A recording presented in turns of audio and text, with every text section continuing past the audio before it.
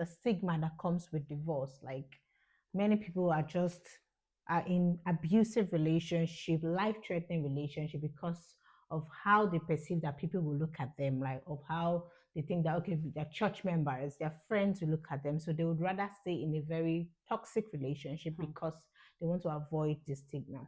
But I know that there's a lens with which God, sees us. So what do you think about divorce from a God's from a spiritual perspective? How does God see a divorced person? I know the Bible says I hate divorce, and people used to quote that to sort of trap people in an abusive marriage. But what do you think that God thinks about someone who's divorced? It doesn't mean that they failed in life, they've failed spiritually. What's your take on that? For me, I would say no. Divorce does not define who you are. Yeah. It doesn't mean that because your marriage fails, you are failed in life. Mm-mm. No. And God does